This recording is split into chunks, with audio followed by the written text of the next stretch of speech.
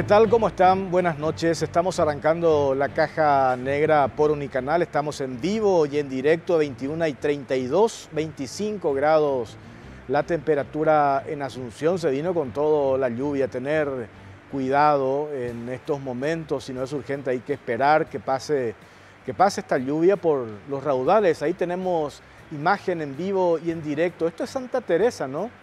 Sí. Impresionante la cantidad de agua caída en tan poco tiempo. Esto es la avenida Eusebio Ayala.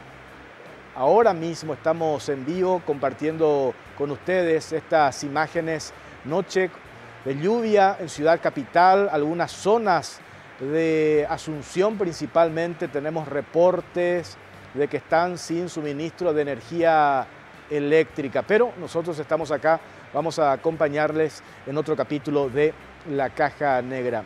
El primer tema vamos a analizar con el doctor Horacio Galeano Perrone, analista político. Preparamos un informe acerca de los primeros 90 días de gobierno del presidente Mario Abdo Benítez. ¿Cuál es la lectura que tiene el analista político, el doctor Horacio Galeano Perrone? También vamos a hablar con él de paso sobre esta crisis desatada en el Ministerio de Educación y Ciencias, teniendo en cuenta que él estuvo varias veces como ministro de esa institución, la decisión asumida hoy por el presidente de la República de apartarla del cargo de viceministra a la hermana de la senadora Blanca Ovelar, a Nancy Ovelar, y las reacciones que esto también generó internamente, si bien destraba una crisis en el Ministerio de Educación, crea otra dentro de la bancada de Colorado Ñeteté, a partir de las declaraciones, por ejemplo, del senador Enrique Baqueta, quien lamentó que haya el presidente de la República tomado la decisión, apartado del cargo a Nancy Ovelar. También habló el presidente del Congreso, Silvio Beto Ovelar, y, por supuesto, la senadora Blanca Ovelar, quien calificó de misógino, que odia a las mujeres, al actual ministro de Educación y Ciencias, el doctor Eduardo Peta. Doctor Horacio Galeano Perrone, ¿cómo le va? Buenas noches. Buenas noches, Jorge. Muchas gracias por la invitación. Espero compartir profundamente estos 90 días. Preparamos un informe, doctor, que me gustaría que pueda observar, y a la vuelta hablamos sobre este tema. Con mil gusto. Vamos con el informe.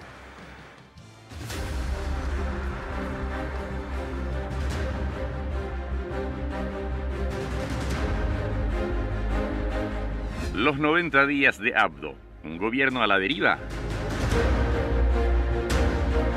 Mario Abdo Benítez está a poco de cumplir los primeros 100 días de gobierno. Habitualmente es un periodo casi de gracia y caracterizado por un romance entre el presidente, la opinión pública y la prensa. Pero en el caso de Abdo, la cosa es distinta. Hay sobradas señales de que estos 100 primeros días serán los más traumáticos de la era democrática y el peor inicio de un gobierno de la transición. Veamos por qué. Arrancó su gobierno con un verdadero descalabro diplomático, con la decisión del retorno de la embajada paraguaya en Israel desde Jerusalén a Tel Aviv. Ni bien el canciller Luis Alberto Castiglioni confirmó el hecho, la embajada de Israel reaccionó y anunció el retiro de su representación diplomática de Asunción. Poco después, el Estado de Palestina emitió un comunicado oficial a través del cual anunciaba que inmediatamente abrirán una embajada en Asunción en reconocimiento a la decisión del gobierno paraguayo. Otro elemento que contribuye al desgaste precoz del nuevo gobierno es su política de designar en cargos públicos relevantes a personas con escasa o nula preparación técnica o moral.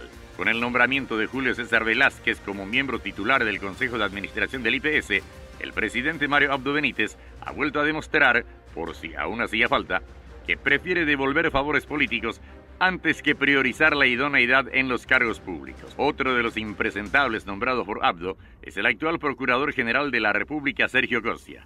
Se trata de un defraudador confeso que asumió haber utilizado facturas adulteradas para obtener la devolución de créditos fiscales por 2.700 millones de guaraníes. La lista sigue, entre otros, con la actual ministra de Trabajo, Carla Bacigalupo, destituida en el gobierno anterior por haber protegido al narcotraficante Jarvis Jiménez Pamao, recluido en Tacumbú, dentro de un penthouse de lujo, y haberse negado a trasladarlo a la agrupación especializada. Hasta ahora, el criterio de Abdo para armar a su selección nacional ha sido el pañuelo colorado y la lealtad a la claque y el pago de favores políticos. La falta de idoneidad es un requisito definitivamente no excluyente. El presidente no se ha caracterizado hasta ahora por discutir o plantear soluciones a los dramas de la gente. El eslogan del gobierno, Marito de la Gente, se reduce simplemente a una estrategia de marketing sin reflejo en la realidad. La corrupción detectada en el caso de Petropar, una empresa pública con tremendo impacto en la economía de los ciudadanos, no parece ser un tema que preocupe al presidente. El drama de los inundados, que superan las 6.000 familias, solo en Asunción, no ha recibido del gobierno central más que respuestas parche. Repartir chapas y colchones es lo único hecho hasta ahora. El campo y sus focos de conflicto entre colonos brasiguayos y campesinos tampoco recibe propuestas de solución. Desde los gremios de la producción claman al nuevo gobierno no promover el discurso del odio y buscar soluciones de fondo. La economía está dando muestras de desaceleración. El Banco Central del Paraguay revisó su estimación de crecimiento económico para este año. De un pronosticado 4.7%, pasamos a un 4.3%. En concreto, la desaceleración de nuestra economía es un hecho. Mientras tanto, en el gobierno se discute sin mucho rigor aumentar los impuestos, con discursos disfrazados de justicia tributaria, sin el más mínimo análisis de lo que eso implicaría en el contexto de una economía desacelerada.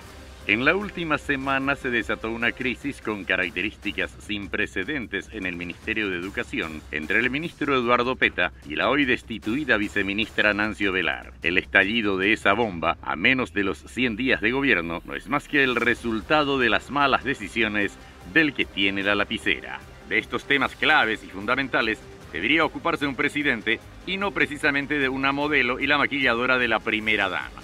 En el gobierno de Abdo, algo no está funcionando. ¿Es un gobierno a la deriva?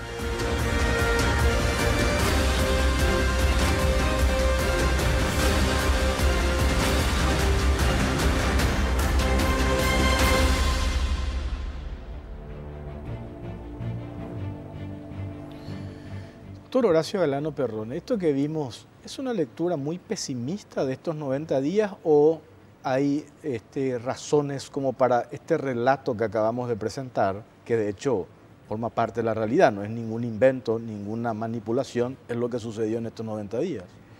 La verdad que es algo muy pesado, ¿verdad? Porque en realidad el documento está muy bien preparado, presentado, hasta casi es irrefutable lo que se dice. A lo mejor existen algunos conceptos un poco subjetivos, pero en el gran 75% del material refleja un poco lo que está sucediendo en este momento y hay esa percepción en la gente. Ahí no se agregó algo muy delicado, el tema de la Fuerza Armada. La reincorporación del hermano vicepresidente. A pesar que yo creo que la ley permite esa reincorporación, pero es también no está el tema de la inseguridad que estamos viviendo, una inseguridad, la microinseguridad y la macroinseguridad, ¿verdad? En el sentido de los asaltos, robos, motochorros, etcétera, etcétera. Y una suerte parece de descontrol que existe, que es la percepción más dura y más difícil. Y nosotros en este mismo momento, estamos viviendo gran parte de la Asunción y el Gran Asunción no tiene luz. En consecuencia, esto tiene una cantidad de consecuencias, no se tiene el portón control remoto, claro. La gente no tiene acceso.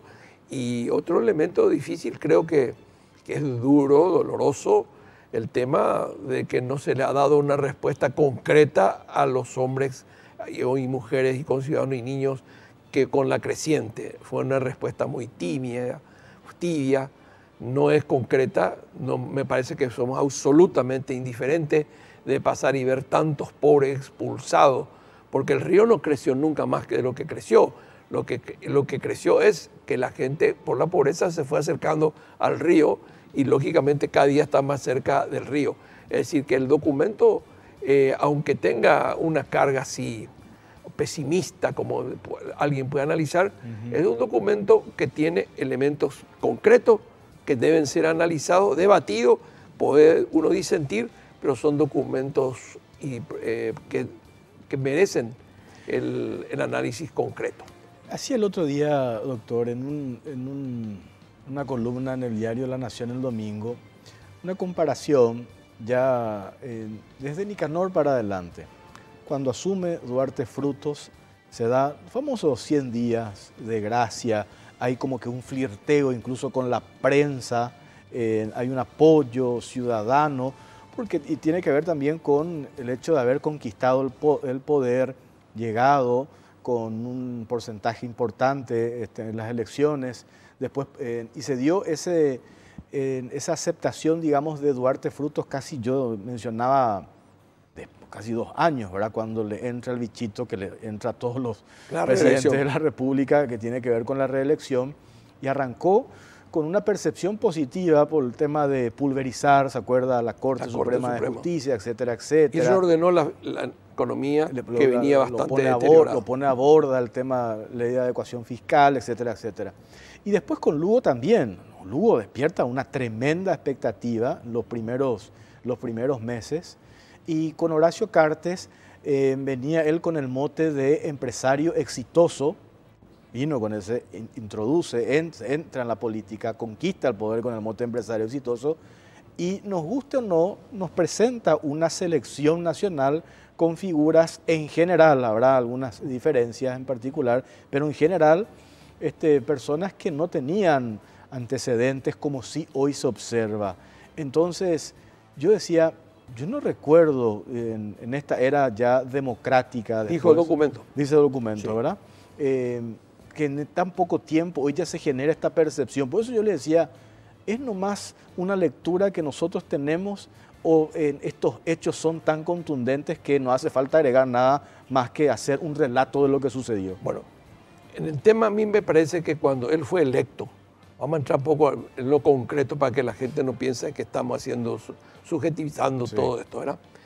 Yo recuerdo cuando la transición de Lugo, inmediatamente se instaló el gabinete, inmediatamente anunció quiénes eran sus ministros y esos 90 días, es decir, mayo, junio y julio y agosto, se dedicaron cada uno de los ministros a trabajar en la transición. ¿Verdad?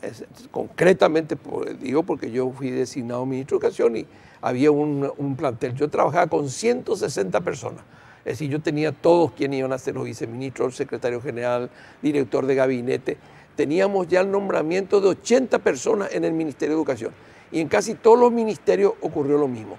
Vamos a referirnos a la transición de Cartes, que yo era al revés. Yo era ministro saliente y nosotros tuvimos la visita en todos los ministerios de equipo de gente que inclusive después no apareció en ese ministerio.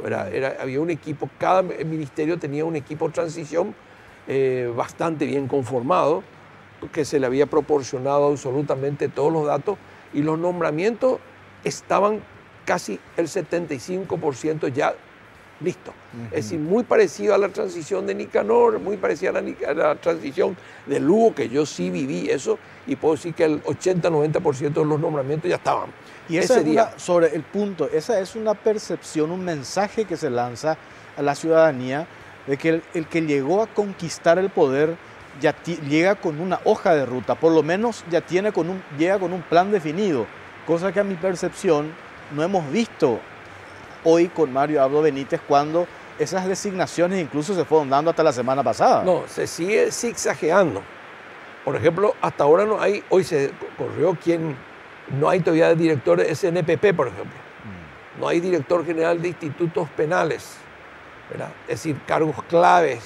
Y el SNPP es el corazón hoy del ministerio. Al dividirse el trabajo y justicia, el SNPP es el corazón, es la actividad más importante que tiene el Ministerio de Trabajo. Es decir, no pudieron transmitir, para mí, no pudieron transmitir hacia adelante de que las cosas estaban seguras, ¿verdad? Mismo el tema, renuncia el comandante de la Policía Nacional, Luis Roja, ¿verdad? También se siente como ya esto tenía que haber estado resuelto 3 meses antes, la cúpula policial tenía que haber estado resuelta. Le veo al nuevo comandante de la policía una persona bastante firme, pero él sabe bien que detrás de esa firmeza, que no hay duda, se percibe una interna dentro de la Policía Nacional y se siente esa interna dentro de las Fuerzas Armadas, ¿verdad? Entonces, ¿quién es responsable de conducir? Es decir, en todos los sectores se siente que no hay una sola voz. Es decir, lo que se suele decir, unidad de doctrina y unidad de mando. Falta ese sentido para que la gente esté seguro de que está ocurriendo y también yo creo que el presidente en estos 100 primeros días, yo sé que es un poco antipático decir esto, ¿verdad? No tenía que haber viajado. Los 100 primeros días había que quedarse en la casa, ordenar la casa, resolver los problemas básicos, fundamentales. Nosotros tenemos amenazas serias y venimos a decir, a pesar de que es un riesgo, nosotros tenemos amenazas muy serias como el Comando Vermelho y el primer Comando Capital que están dando muestras todos los días. Yo no discuto las acciones bastante positivas del ministro Yucio, pero más allá de eso, hay que entender que ellos no están declarando la guerra al Estado paraguayo o el Estado paraguayo le está declarando. De cualquier forma, es una guerra que no tiene respuesta, porque nosotros si no nos preparamos con los elementos de la defensa y la seguridad, tampoco vamos a poder soportar mucho tiempo, porque al final la percepción es la que define. Claro.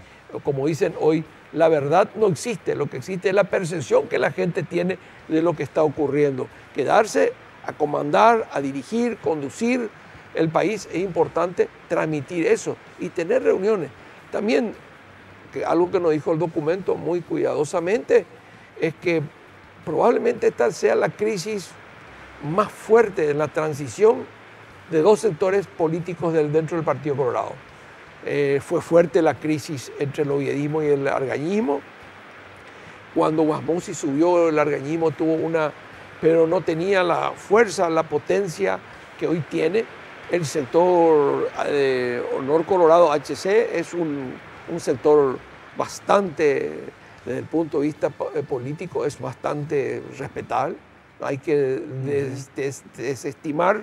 Estamos frente a nosotros a una interna del Partido Colorado muy fuerte, que no va camino a la reconciliación ni hay aspecto. Es decir, es muy difícil gobernar con un país en esta situación, en donde sabemos perfectamente que el Banco Central sale a comprar dólares todos los días para mantener el dólar en ese punto de 5.800, 5.850, y lo cual le significa un desangre permanentemente al Estado paraguayo.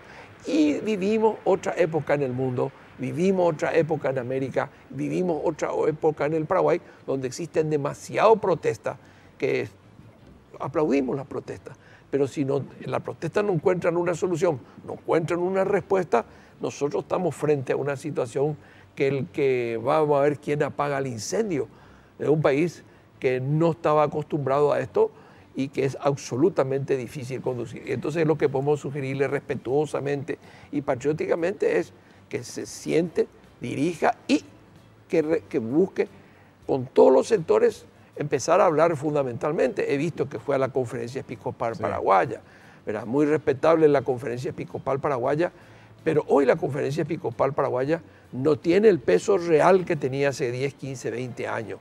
No tiene el peso real, porque la Iglesia en América, en el mundo, ha tenido un desgaste muy grande.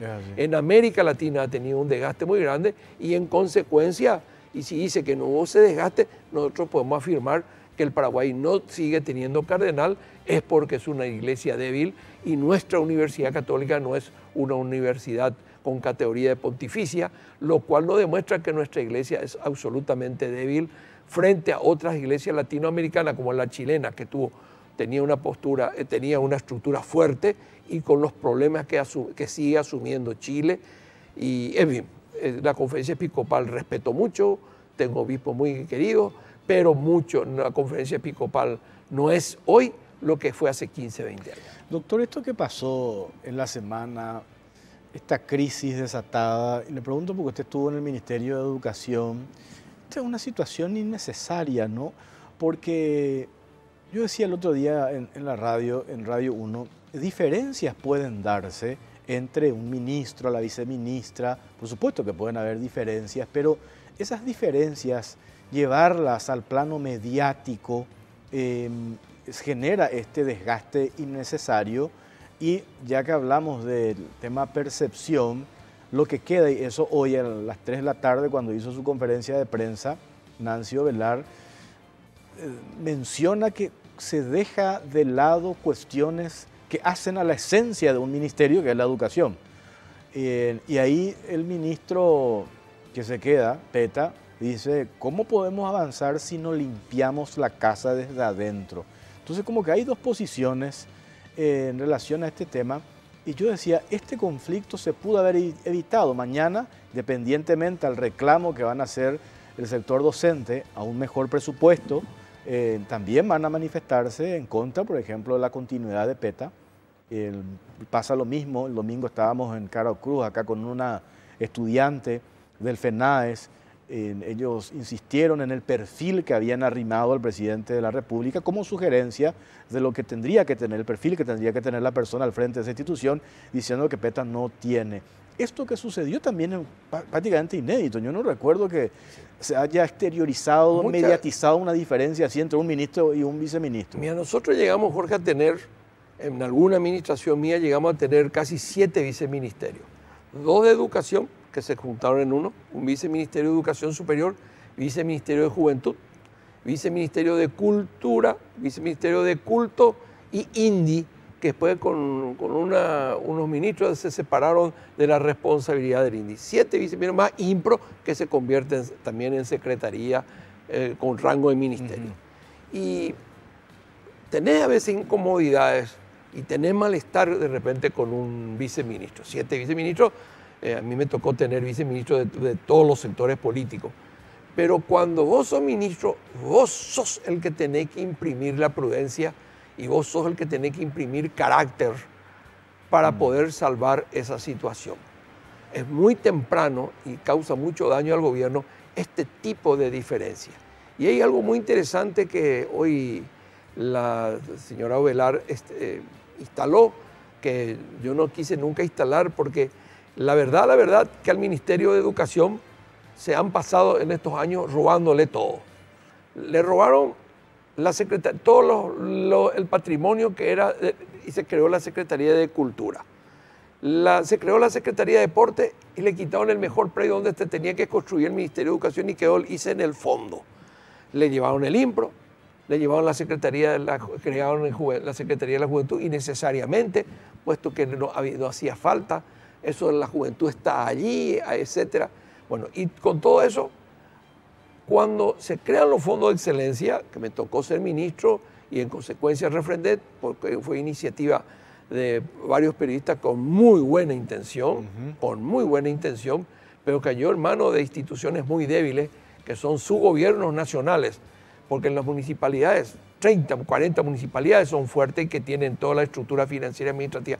El resto son instituciones muy débiles. Ni siquiera saben rendir informes. Sí, y lo que yo rescato de la entrevista de ella es de que la gente está estableciendo lo que pasa a educación desde un pensamiento dominante de qué es lo que está pasando con la educación, como diciendo, acá están los iluminados que van a solucionar la educación. Aquí estamos los iluminados, son los ONG que están diciendo cuáles. Y gente que no sabe realmente qué es lo que se está lidiando. ¿Cómo vos te voy a poner un ejemplo absolutamente práctico? Vos tenés el parque automotor, el 60%, 70% del parque automotor caído. Y vos tenés que hacer una jornada en Pilar. ¿Y a qué les va a mandar a los profesores y a los instructores si no tenés el parque automotor? Entonces no están dándose cuenta de esa situación particular chiquitita. Estoy poniendo como ejemplo, claro. Puede ser los kits escolares, la distribución de los kits escolares. El almuerzo escolar. Pues, claro, el almuerzo escolar. Por ejemplo, a mí me parece que es muy delicado entregarle, yo tengo mucho respeto por el correo, pero hay que ver si el correo tiene la capacidad de distribuir los kits escolares. No voy a decir el nombre de la empresa, ¿verdad? Ahí sabemos qué empresa puede hacer la misma cosa que el almuerzo escolar.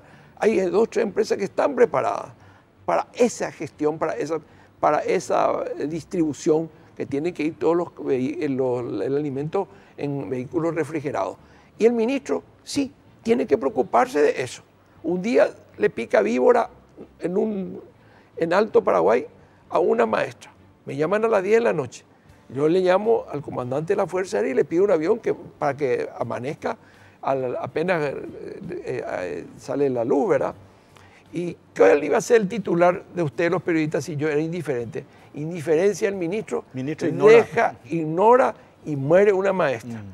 Y entonces yo toda la noche tuve que ocuparme, ¿verdad? E inclusive irme hasta el aeropuerto para esperarle, para venir a ella para ser internada. ¿Qué tiene que ver el ministro? ¿Qué filosofía el ministro? El ministro tiene que tocar absolutamente la realidad. La misma cosa que los estudiantes, una no te calla, etc. Estamos frente a una situación que hay que reconocer, un ministerio complejo, con 80.000 maestros, un poco más de 10.000 escuelas, 1.600.000 almas. Y después vos tenés toda la educación del sector de gestión privada, todas las universidades, y se le fue quitando a educación todos los elementos.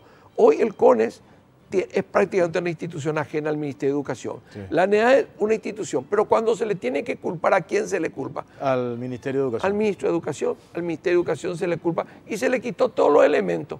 Se le dejó. En ese sentido creo que no es literalmente lo que dice la señora Ovelar, pero hay que reconocer que muchos grupos, y yo voy a usar esta palabra, grupos oligárquicos, pero no en términos, vamos a decir, ideológicos, sino en términos así de dominación, pretenden que esto no conocen cuál es la realidad. Hay maestros... ¿Se refiere a esa parte que deslizó Nancy Ovelar, lo de la patria financiera? Me parece bien, aplaudo y estoy totalmente de acuerdo con ella. Nunca, jamás, yo con Blanca sí, tuve entrevistas, hablé, ¿verdad? La tengo mucho aprecio, pero me pareció, me animo a decir porque ella dijo, porque es cierto que hay gente que quiere medrar con la educación y cuando vino en los fondos de excelencia, voy a usar una palabra grosera, ¿a quién miércoles le dejaron que administre? ¿Quién finalmente ministró? Administró al Ministerio de Hacienda prácticamente porque el ministro de Hacienda es el presidente de los fondos de excelencia. No se le dio la autonomía. Entonces, ¿qué es la educación? Es huérfana, ciega, sorda, muda, discapacitada y ella no se puede defender. Y la educación, doctrinariamente, así como no hay seguridad sin desarrollo, la educación no es el sistema, es un subsistema. El sistema es la cultura. De manera que en este momento estamos nosotros enseñando, o no estamos enseñando, ¿verdad? Entonces yo creo que lo que dijo la Ovelar me parece muy interesante, la viceministra, y yo creo que me siento convocado para ese gran debate sobre el tema de la educación. Sí, creo que hay que debatir, pero no desde un lugar de unos iluminaditos que te dicen que solamente ellos tienen la razón. Claro. No, yo estoy de acuerdo, totalmente suscribo de que esto tiene que hay una patria financiera que está interesada en la plata. Cuando la educación no tenía este dinero, nadie estaba interesado en la educación. Cuando esa plata vino a educación, todos están presentes haciendo fila para poder subastar a la educación paraguaya. Tengo que ir a la pausa. Hasta la vuelta, doctor, me gustaría hablar, dejando un poco de lado el tema educación. Esto que se instaló después del terrible suceso que ocurrió ayer por la tarde en Pedro Juan Caballero, el atentado contra la abogada Laura Casuso, se instaló hoy este internismo en la Policía Nacional. Y ahí me dicen que en esta época, noviembre, diciembre, cuando en el Senado se definen los ascensos, generalmente suelen darse estas cuestiones internas. Usted mencionó, hoy el comandante de la policía, Bartolomé Báez López, fue determinante, negó categóricamente la existencia de ese internismo. Pero a mí me dicen desde dentro de la policía de que tal cosa ocurre. Y yo digo, ¿puede llegar o podemos llegar incluso a ese nivel? ¿Es tan grande ese interés que tienen los propios policías en llegar a la máxima autoridad, a la comandancia de la policía, para que hoy se instale y se hable de que inclusive la misma fuerza policial pudo haber estado detrás de lo que sucedió ayer en Pedro Juan Caballero? Hablamos de eso a la vuelta de la pausa. Ya venimos.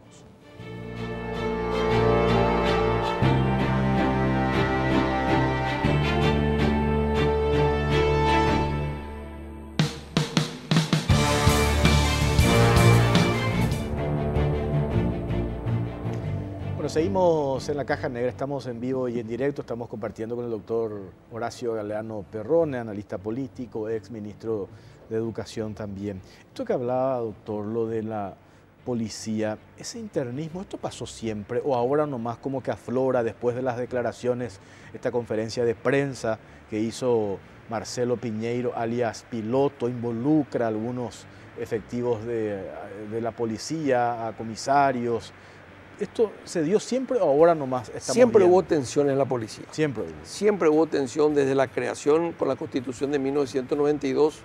Vamos a decir, siempre hubo esa tensión. Y lo digo con mucho respeto porque a esta institución la tengo a mucho aprecio porque hace 22 años enseño en el más alto curso de la Policía Nacional. Pero esto no se va a solucionar. Y los que son uniformados, militares y policías, me van a decir, sí, tiene razón, pero no se puede hacer. Mientras no exista plan de carrera y ley de cuadro, vas a tener ese problema. La misma cosa en la Fuerza Armada. Todos los que llegan a coronel quieren ser general. Y todos los que llegan a comisario principal, que es el equivalente a coronel, quieren ser generales. En otras fuerzas esto no ocurre. No ocurre. En otras fuerzas hay solamente 5 o 6 personas que están calificadas ya para ser comandante o jefe de policía. Y hay en otras fuerzas donde el jefe de policía es un oficial retirado. En Uruguay, el jefe de policía es un oficial retirado a quien se le reincorpora para evitar justamente esta tensión entre las promociones. En este momento nosotros estamos con la promoción 86 de la Academia de Policía, ¿verdad? Entonces, es decir, la comandancia está en manos de un egresado de la promoción 86. Los de la promoción 88, ahora, ascienden a comisario general e inspector o de lo contrario, se van a su casa. Y esas son situaciones que en estas fuerzas nunca se manejó en el proceso de la transición. En la época de Stroessner, un día me contaban, yo te decía, cómo manejaban ellos, ¿verdad? Tenía una forma de, yo no estoy diciendo que era buena, perfecta, pero tenía una forma y sabía quién iba a llegar a general. Ahora no. Entonces, ¿qué es lo que falta en la policía? Necesitamos un plan de carrera. Nosotros tenemos personas que llegan a ese grado y ahí se preparan para ser comandantes. No estuvieron por instituciones, por la Academia de Policía, por la Escuela de Oficiales, no estuvieron en ningún curso. No, los cursos hacen porque tienen que ascender, pero no estuvieron en las comisarías. Y entonces, ¿cuál es la atención que dicen los policías? Él no estuvo nunca en la comisaría, fue oficial, siempre fue un oficial administrativo. Viene el otro y dice, el otro no estuvo. Entonces, no hay un criterio único. Esta atención a la policía es permanente en la Policía Nacional. Es permanente en la Policía Nacional. Pero esto solamente se puede salvar, repito, porque quiero que esto van a escuchar los hombres uniformados, es la ley de cuadro y tener un plan de carrera.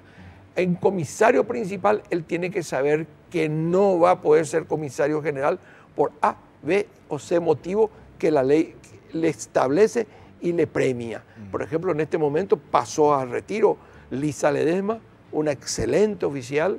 Ella se alegó de que ella no egresó a la Academia de Policía porque efectivamente ella no había alegado. Fue una persona que hizo mucho bien a la policía, trabajó muy bien por la policía, se aplicó la ley.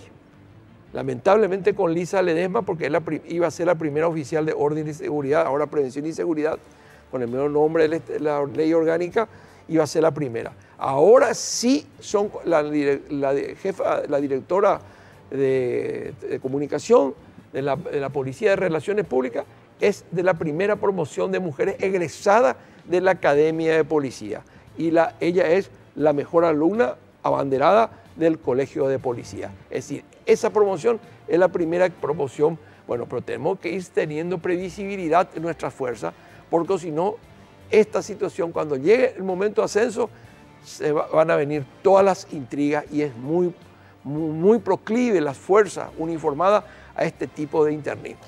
Lo otro, doctor, que usted maneja muy bien también, ya que mencionamos hace rato, lo de las Fuerzas Armadas, si bien desde el punto de vista de la interpretación estricta de lo que dice el estatuto militar, se puede dar lo de la reincorporación del almirante Carlos Velázquez, el hermano del vicepresidente de la República. Independientemente de eso, lo que queda, y esto a mí me llegaron a decir desde el seno de las Fuerzas Armadas, generó un enojo por el hecho de que abiertamente se asumió una posición política, si bien cuando lo hizo, él estaba ya fuera de servicio, ya habían dado su pase a retiro, pero convengamos que hasta ahora, y hay muchos militares que siguen trabajando por la institucionalización de las Fuerzas Armadas, desprenderse del pañuelo colorado Y con esto que sucedió otra vez, como que se echó por tierra todo ese trabajo que se ha venido En una entrevista que yo desarrollando. hice, le dije que eso podía ser reincorporado. Y le puse el ejemplo del capitán José Félix Tigarribia, que estuvo un año en disposición, se lo reincorporó y fue a Francia a estudiar, por suerte, para el país, el más grande estratega. Y para el otro público le dije que el general Strong en el 48 estuvo un año, no solamente fuera de la Fuerza Armada, sino estuvo en el exilio, viviendo en Buenos Aires, pasando por Posada, tomó el tren y se fue. Y hay una lista larga de gente, ¿verdad? E inclusive en el gobierno de Nicanor Duarte Fruto hay 2 oficiales que se reincorporaron y que ganaron su ascenso así inmediatamente. Eso ocurrió, entonces no puedo dejar de ser justo en decir que eso ocurrió ya en nuestras Fuerzas Armadas. Y ocurrió al revés, estaba todo preparado el ascenso y no se le dio el ascenso. Es decir, esta es una Fuerza Armada que al decir el general Estigarribia, una de las cosas más difíciles en la conducción de la guerra fue la interna feroz que había entre los comandantes, y nada más que entre Rafael Franco, Carlos Fernández, Luis Irrazábal, señores comandantes y gloriosos combatientes de la guerra. De manera que yo tengo una visión jurídica que sí puede, ¿verdad? Tengo una visión. El que competía con él, ¿verdad? Es también otro excelente oficial.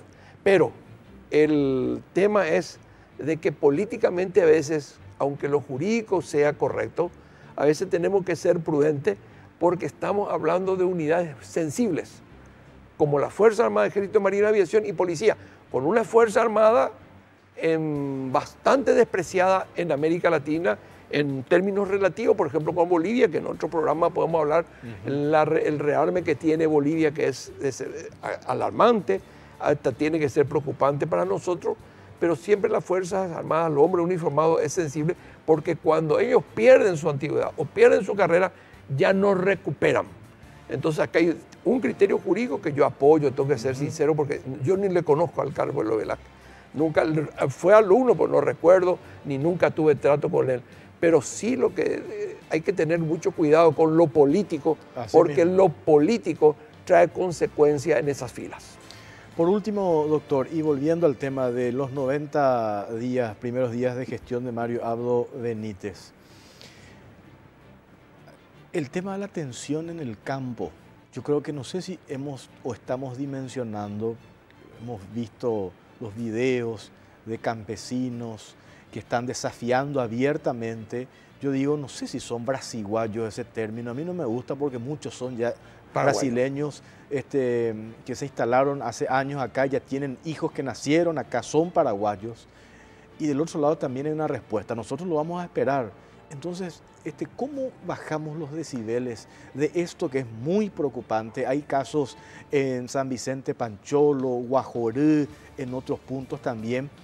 Hay un grupo de jóvenes que se llama JIT de la Resistencia, que están llamando a invadir propiedades de los paraguayos, productores paraguayos que tampoco son grandes productores. El otro día quemaron una sembradora de un productor de 20 hectáreas. Y esto es preocupante porque se tiene el antecedente, que no ocurrió hace mucho tiempo, el caso que derivó en el juicio político, el caso Curuguaté, el caso Fernando Lugo. Bueno, lamentablemente esta última pregunta da para todo un programa. Yo creo que el campo es una amenaza, pero va a depender mucho de otros factores. Por eso creo que la postergación del impuesto, el enfrentamiento con la unión de gremios, la asociación rural, etcétera, etcétera, con el asunto de impuestos, la postergación es una forma de desacelerar un poco esa situación. Y por otro lado, va a depender mucho de los líderes con quien se hable. Y el que más influencia, no caigo en ninguna contradicción, los que más influencia tienen sobre estos grupos, gran parte de estos grupos es la iglesia local, es decir, los obispados, cada uno de los obispados. Por eso creo que Abdo Benítez fue junto a la conferencia episcopal para encontrar ese apoyo, porque la amenaza más seria que tiene entre las amenazas, 5 o 6 amenazas, entre las 5 o 6 amenazas más importantes está en el campo. Que el estallido del campo puede ser un problema, nos puede llevar a una revolución civil y a situaciones que no estamos en condiciones de controlar. A mí eso me preocupa en serio. Si bien usted mencionó también hoy la invasión, PCC, Comando Vermelho, pero el tema del campo, que estamos hablando de enfrentamiento entre compatriotas. Hay que ordenar más la estrategia y los criterios y el carácter con la que se va a administrar. Estamos en un momento en que no podemos ser el palo en la rueda, tenemos que ayudar. Sí. Doctor Horacio Galano Perrone, un gusto como siempre charlar con usted, muy amable. Gracias, Jorge, muy amable también, gracias por invitarme. A la vuelta de la pausa vamos a hablar de este tema que se habló también en la semana, la Cenavico. Esta es una institución nueva y hay diferencia en la interpretación de la ley que crea esta institución Cenavico. Por un lado, abogados sostienen que esta institución no puede llevar a remate ningún bien sin una autorización de un juez. Sin embargo, la actual ministra de la Cenavico tiene otra interpretación. En el programa anterior la tuvimos acá, Karina Gómez, y hoy van a estar con nosotros dos abogados para hablar sobre este tema. A la vuelta de la pausa, ya venimos.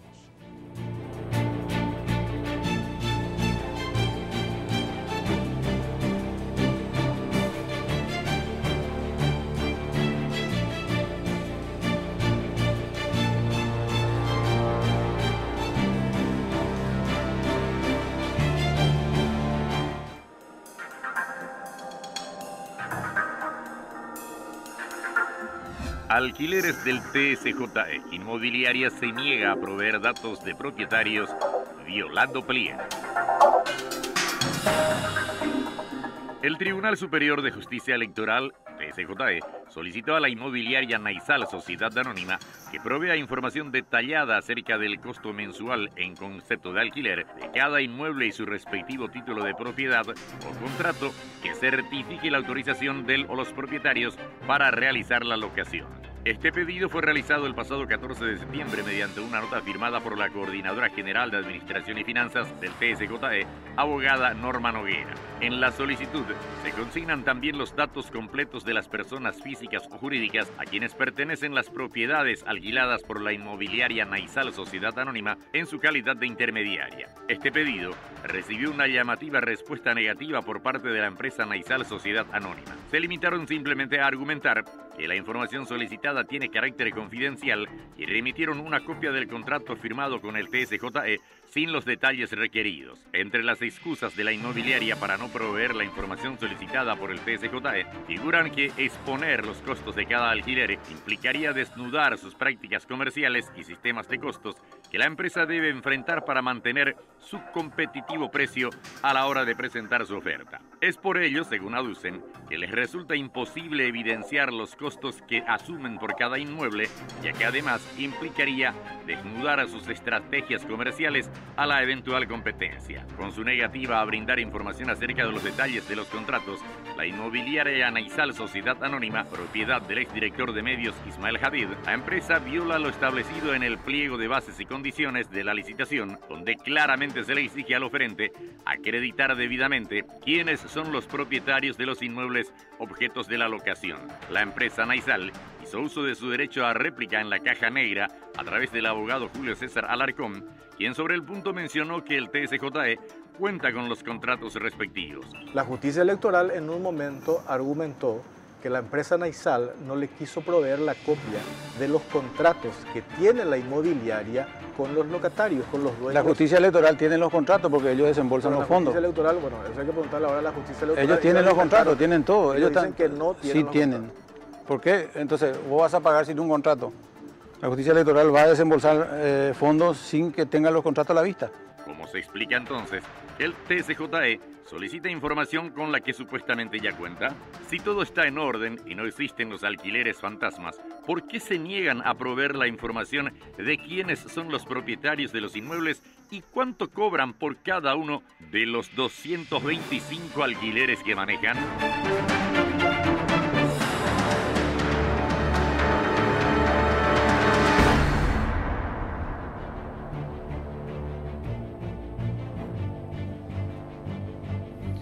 Bueno, este es un informe que preparamos dando seguimiento a la serie de publicaciones que estamos haciendo.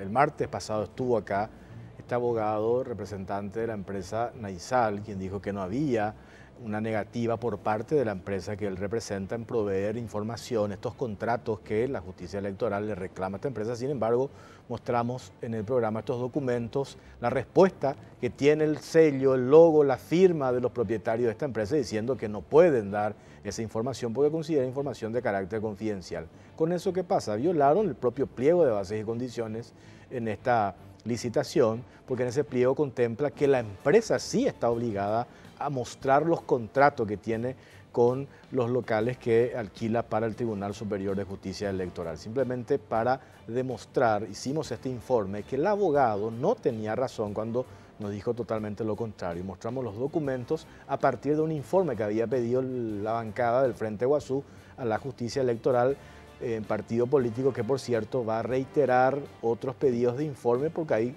documentos que la justicia electoral todavía no proveyó y vamos a hacer el seguimiento a este tema en los próximos programas. Y cambiamos de tema. El martes pasado estuvo acá la ministra Karina Gómez de la Cenavico. Hoy están con nosotros acá en la Caja Negra dos abogados. La abogada Leticia Bóveda y el doctor Rodrigo Galeano son abogados de Darío Messer. Ellos interpretan que la ministra Karina Gómez no puede rematar, por ejemplo, como se había anunciado esta semana, animales de una de las estancias de Messer. Ellos tienen un criterio y se basan exclusivamente a lo que establece la ley que crea la Cenavico. Sin embargo, la ministra de esta institución tiene otra interpretación. Preparamos un informe sobre este tema y a la vuelta charlamos con los abogados.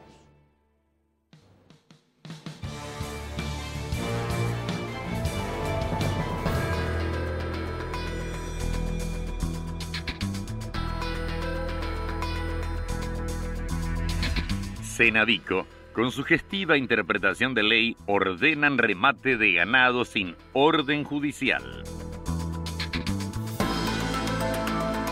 La Secretaría Nacional de Bienes Incautados y Comisados realiza una sugestiva interpretación de la ley al anunciar que rematará sin orden judicial unas 900 cabezas de ganado pertenecientes a una de las estancias administradas por el organismo estatal. La ley que crea la Cenavico establece en su artículo 23 la obligación de solicitar una orden judicial para la realización de ventas anticipadas de los bienes incautados o comisados. Textualmente, ese artículo establece: cuando los bienes incautados presenten riesgo de perecer, deteriorarse, desvalorizarse o cuya conservación ocasione perjuicios o gastos desproporcionados a su valor o administración, podrán ser vendidos anticipadamente, pretendiendo mantener la productividad de los mismos. En ese caso, la Secretaría Nacional de Administración de Bienes Incautados y Comisados solicitará al juez competente, mediante resolución motivada, la aplicación de la medida para que éste autorice la venta anticipada.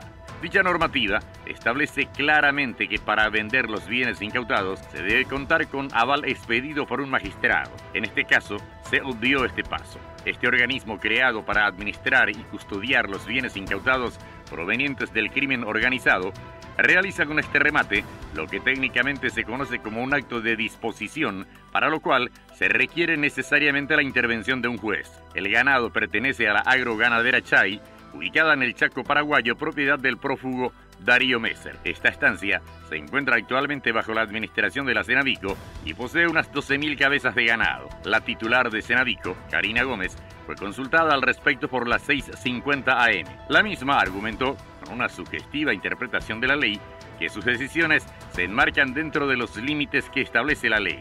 Si no se venden esos animales, se corre el riesgo de que pierdan su valor por alguna enfermedad o muerte. No hace falta una autorización judicial para rematar los animales. Si yo fuera la verdadera propietaria de la empresa, estaría contenta porque el patrimonio se va a incrementar. Tengo una justificación técnica, legal y hasta lógica, Jorge, con respecto a eso, para decirte que si ellos presentan algún tipo de medida cautelar, creo que la ley nos da a nosotros la mayor ventaja. Ocurriría, te digo, en una falta prácticamente administrativa, que inclusive va contra los intereses mismos de la empresa.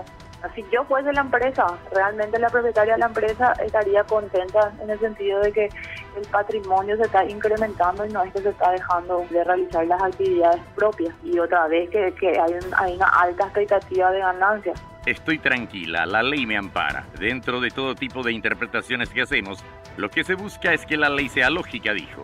Por su parte, los abogados de la empresa afectada alegan que con este remate se está violando la ley y que la ministra incurre en mal desempeño de funciones al obviar el requisito legal de la orden judicial.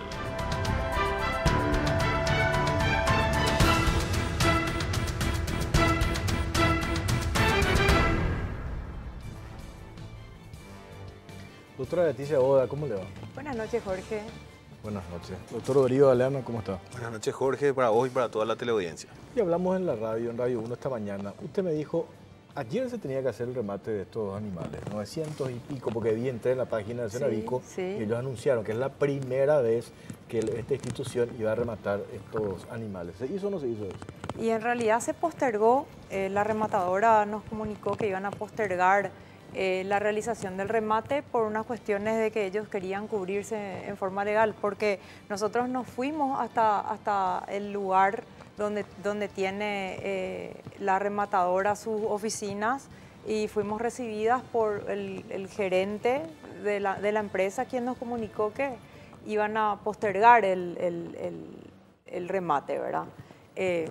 Por otra cosa, mirando acá el informe, la ministra de la Cenavico miente al afirmar que este remate u otras ventas de ganado, porque ella misma mencionó ya que anteriormente, antes de que este remate se publique, ya vendió varias cabezas de ganado. ¿Y por qué te digo que no le beneficia a la empresa? Porque la empresa Chay se dedica a la cuestión ganadera y ellos se dedican a la cría y engorde del ganado, ¿verdad? El mismo animal pequeño tiene un proceso hasta llegar al animal de terminación, dice que es cuando pesa más o menos 400 kilos y eso es vendido a los frigoríficos, ¿verdad? Ellos no utilizaban remates para vender esos animales, ¿verdad? Y de acuerdo al giro comercial de la empresa, no le beneficia eso. ¿Por qué? Porque vende un animal desmamante, que es cuando es pequeño el animal, a un X monto, en vez de esperar que el animal llegue a término y vender, como siempre lo hicieron, a frigoríficos de la zona. En este caso, por ejemplo, aquí habría que pagar flete para traer los animales. Ahí ya ese es uno de los primeros perjuicios económicos que le ocasiona a la empresa, la Cenavico. ¿Por qué? Porque en vez de vender el animal cuando llega a término al costo que acostumbran vender al frigorífico, venden cuando es pequeñito a un menor valor. Doctor Rodrigo Galeano, cuando Karina Gómez dice la institución a su cargo, por ley, es la que se encarga de administrar estos bienes. Y una actividad natural de esta empresa, de su cliente, es, por ejemplo, la compra-venta de ganado. Entonces ella dice, si yo no hago ese remate, la empresa va a perder. Y por eso ella dice, acá en realidad los dueños de la empresa tendrían que estar contentos, porque estamos haciendo una actividad que tenía que hacer nomás luego la empresa. ¿Eso es así o no? No, al contrario, porque así como estaba explicando la doctora Leticia, ¿qué es lo que ellos hacen? Ellos venden un desmamante, que para que se entienda mejor y hablemos en números, ellos venden un desmamante que pesa al día de la fecha 170 kilos. ¿Qué es lo que normalmente hacía la empresa? Esperaba que crezcan, que engorden y lleguen, por ejemplo, a los 440 kilos. Entonces, si vos vendés un desmamante de 170 kilos, vendés, por ejemplo, a 1.700.000 guaraníes más o menos el precio. Pero si dejas que engorde, que transcurra por todos los procedimientos naturales de la ganadera, cuando llegan a los 440 kilos, puedes vender por 4.400.000.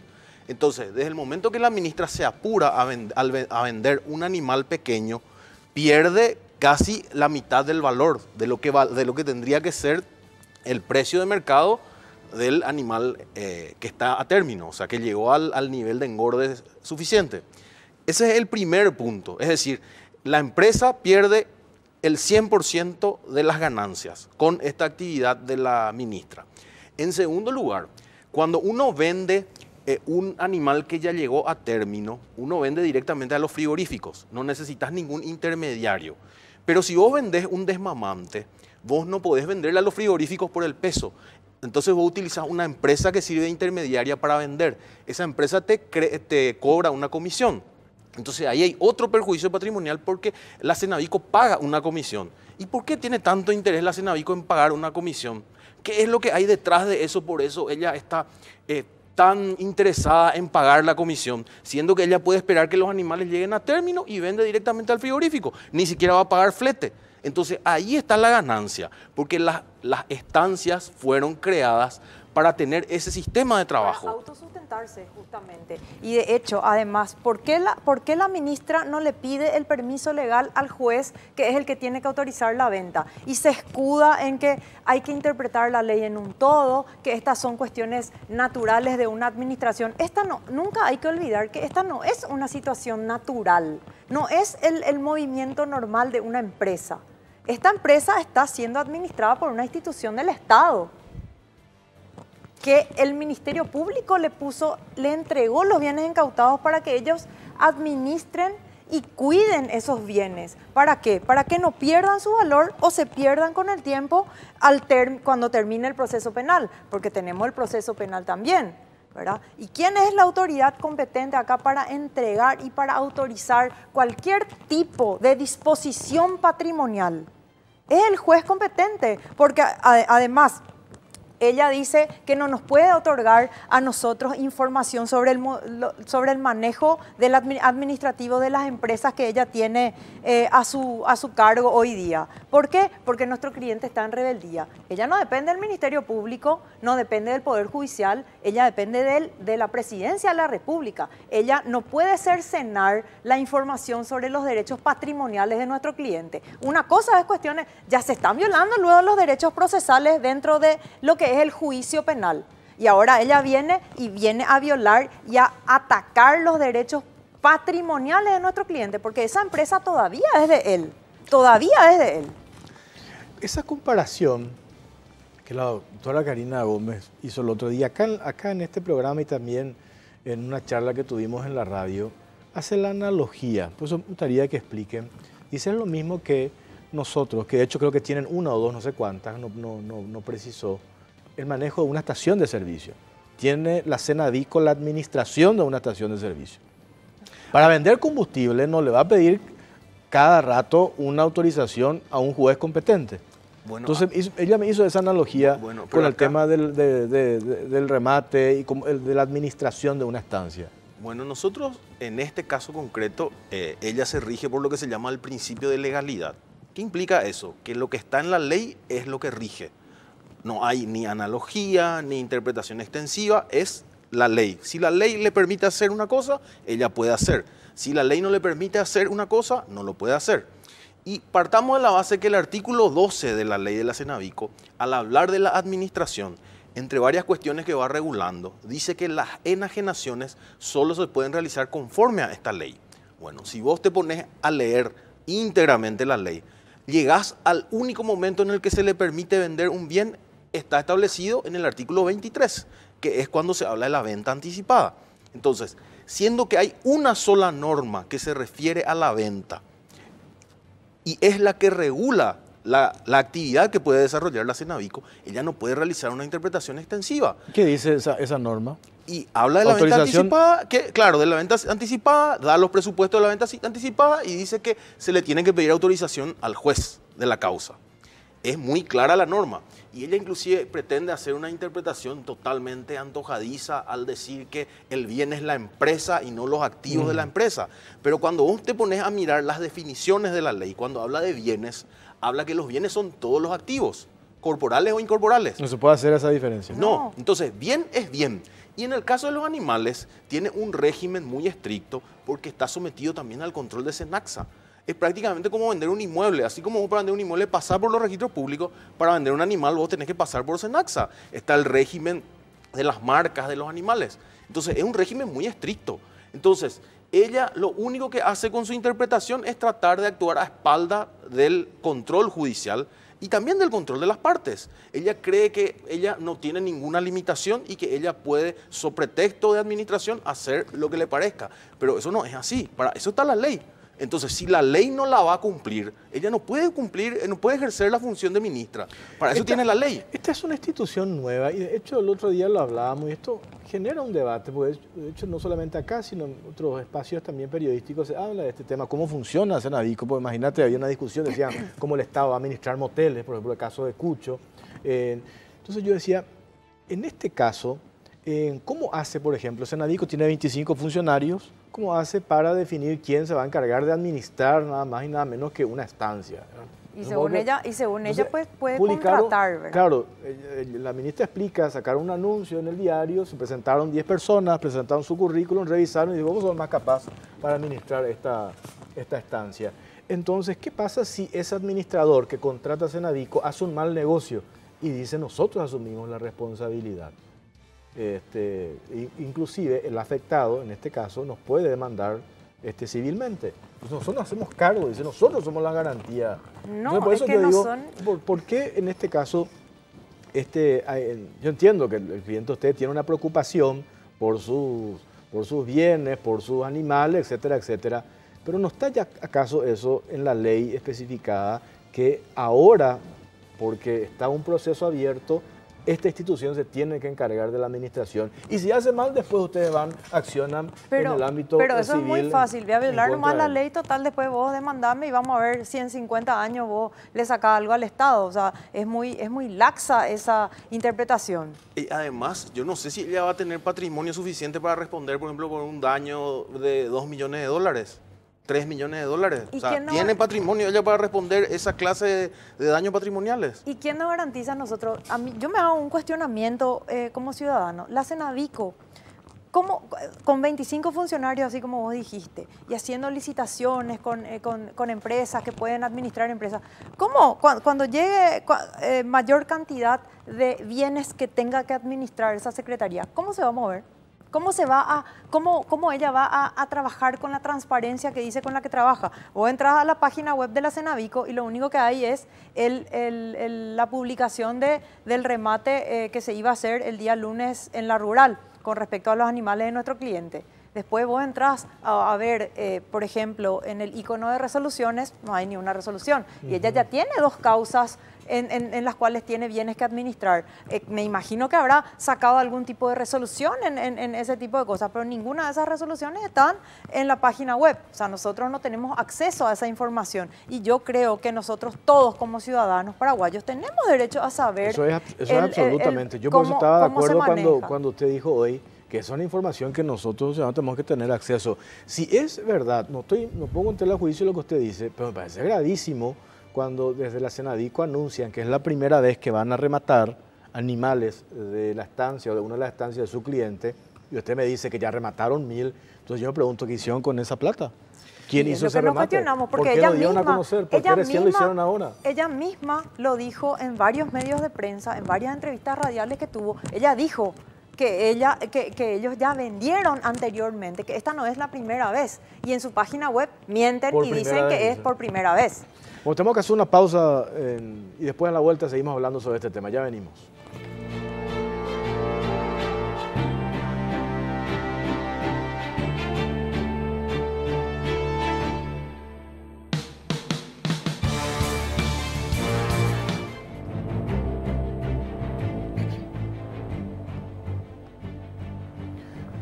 Bueno, seguimos en la caja negra hablando del tema Cenavico, sugestiva interpretación de la ley, es el título que le pusimos a este bloque. Insisto sobre este tema, ¿se puede alegar por parte, de la institución a cargo hoy de Karina Gómez lo de la rebeldía de su cliente? Por supuesto que no. Ella no es una institución que depende del Ministerio Público, ella no depende del Poder Judicial, como dije anteriormente. Ella es una institución que depende del presidente de la República, del Poder Ejecutivo. Ella nada más se encarga de cuestiones patrimoniales, de una cuestión de administración. Ella no tiene por qué saber si es que mi cliente está en rebeldía o no está en rebeldía y por eso cercenarle sus derechos patrimoniales. ¿Y no es más fácil, para la Cenavico, hacer lo que dice la ley que crea esta institución, pedirle la autorización a un juez? Yo creo que es un capricho de la ministra, más que nada, porque es muy clara la norma. Y además de eso, la rebeldía no implica que Messer haya dejado de ser propietario de los bienes. Al contrario, tiene que haber una sentencia firme y ejecutoriada. Entonces ya se comporta como si fuera que porque existe una rebeldía, el señor Messer ya no es más propietario de sus bienes. Y eso es absurdo. Entonces acá ya hay una confiscación, una cuasi confiscación que está realizando esta señora. Y cuanto más oscuro es su manejo, más mal nosotros pensamos de cuál es el manejo realmente que existe ahí. Ella se alaba diciendo que su institución se maneja con transparencia y honestidad, pero con nosotros no sucede eso. Con nosotros no sucede eso, con los bienes de nuestros clientes no sucede eso. Todo se hace a escondidas, todo se hace a espaldas de la defensa, a espaldas del control jurisdiccional, como dijo mi colega. A mí me llamó la atención, a propósito que menciona lo de su cliente, y que eso le pregunté a la ministra y me dice que depende en realidad, porque cada fiscal es celoso de su evidencia. Entonces, yo le preguntaba, ¿por qué en el caso Messer la Senadico actúa prácticamente de manera inmediata? Y en el caso Cucho, creo que se esperó más de un mes. No es solamente Cucho, hay otros casos también. El caso, no sé, ahí tenés el propio ex fiscal general del Estado. Javier Díaz Verón también tiene estancias. Lo que pasa ¿Y quién hoy administra? Yo creo que ¿quién administra hoy la estancia de Javier Díaz Verón? Díaz Verón. Díaz Verón, claro. Sí. Pero acá lo más peligroso del asunto es que la Senavico depende del arbitrio del fiscal. Entonces, si el fiscal decide darle intervención, le da intervención. Si decide no darle, no le da intervención. Claro, y ahí, esa es una cuestión que en esta ley se tiene que ajustar. Pero ¿sabes qué es Porque lo más grave? no puede quedar a la interpretación, yo decía el otro día, al humor de cada fiscal que toma intervención. Y ahora estamos así. O sea, tiene que haber un procedimiento. Los fiscales del caso y la Messer ley- son los mismos que del caso de González Dar, del fiscal general del Estado, son los mismos fiscales. Y de venganza, porque nosotros empezamos a hacer estos reclamos, realizaron allanamientos a un lugar donde ya fueron en varias oportunidades a incautar supuestamente documentación y le entregan otra vez a la Senavico empresas que le corresponden a nuestro cliente en administración. ¿Por qué no lo hacen con las otras causas que tienen? Porque acá lo más peligroso de este tema es, la Fiscalía actúa de manera discrecional, sin aplicar las leyes, y toman la decisión de a quién le aplican la Senavico y a quién no le aplican. Pero lo más grave de la situación es que la ley de la Senavico permite que esa institución inclusive se introduzca en litigios del ámbito privado, en el sentido de no de cuestiones estatales, ni de narcotráfico, ni de lavado de dinero. Cualquier problema entre partes que se pueda convertir en un hecho punible, igual la Senavico puede intervenir. Entonces el día de mañana puede intervenir en tus bienes, en mis bienes, en los bienes de la doctora. O sea, no, hay un límite, hay una inseguridad absoluta. Entonces con ese criterio, un fiscal que no cumpla tan bien su rol, te imputa, pide tu prisión, ordena tu detención y le mete a la Senavico. Y la Senavico empieza a administrar tus bienes. Y vos no tenés ni siquiera la posibilidad mínima de defenderte. Yo lo que digo es que al final esto queda a criterio del fiscal y del humor del fiscal. Sí. Cuando Pero yo es- le llamo, porque con la fuerza, por eso yo no sé esa parte que dice la ley que crea Senavico, en qué momento toma plena intervención de los bienes. Es que justamente... Porque no puede ser que porque un tal fiscal, el fiscal Rodrigo Galeano, es celoso de su evidencia, entonces no le llama a Senadico. Pero la fiscal Leticia Bóveda no le importa mucho esos bienes, ya le llama a Senadico que toma intervenciones, ya se hace cargo y ya administra. Por eso digo, no puede depender esto del humor de cada fiscal.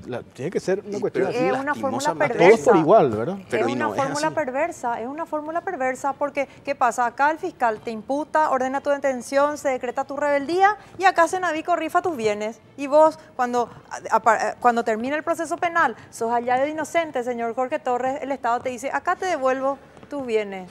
Pasivo. ¿Qué fue lo que decidió ayer el juez José del Mas? ¿Qué es lo que ustedes plantearon? Plantearon que no se haga el remate y el juez, ¿qué es lo que alega? No se puede litigar en rebeldía. Y lo mismo de siempre, pero no, es lo que dice la ley. O sea, si vos te pones a leer el artículo 83 del Código Procesal Penal, que establece los efectos de la rebeldía, establece solamente dos limitaciones. Una, que no se pueden dictar resoluciones que pongan fin al proceso, y dos, que no se puede avanzar en el proceso hacia las etapas subsiguientes, dice. ¿Qué significa eso? Audiencia preliminar y juicio oral. Esas son las únicas los únicos presupuestos que establece el artículo 83. No te habla de nada referente a la cuestión patrimonial, no te habla de lo referente al tema de las copias que nosotros solicitamos, y nosotros interpretamos que la Constitución Nacional le garantiza al señor Messer ese derecho. Entonces, ninguna de las instituciones que intervienen en el proceso penal está cumpliendo con los preceptos constitucionales. Acá me envían en redes sociales y les pregunto, porque coincido con quienes me hacen este reclamo y que les plantee lo siguiente. ¿Por qué no se presenta Messer? Porque no ¿A tiene vos te garantía. parece que, aparte de violarle los derechos procesales, también le violan su derecho patrimonial? ¿Te parece que están dadas las condiciones para que él venga a enfrentar la justicia? ¿Te parece que va a ser justa, valga la redundancia, la justicia con este señor? Con las instituciones comportándose de esta manera. ¿Por qué? Porque él tiene un amigo expresidente que no es buen amigo del nuevo gobierno. O sea, es un fuego cruzado. Él quedó en el medio por tener un amigo expresidente. Pero además, lo más grave de la situación es que, hablando del proceso paraguayo, todas las operaciones que se hicieron se pueden justificar. Justamente la CEPRELAT dice que son operaciones sospechosas. Entonces, como su nombre lo dice, sospechosa implica que se tiene que verificar si se justifica o no el origen de los bienes. Si vos justificás el origen, deja de ser sospechosa. Entonces, lo que nosotros siempre planteamos es que le permitan al señor Messer demostrar que esas operaciones sospechosas no son tales, y con eso no existe ningún hecho punible que investigar en Paraguay. Y yo te estoy hablando de los hechos paraguayos. Lo de Brasil se debate en Brasil, lo de Paraguay se debate en Paraguay.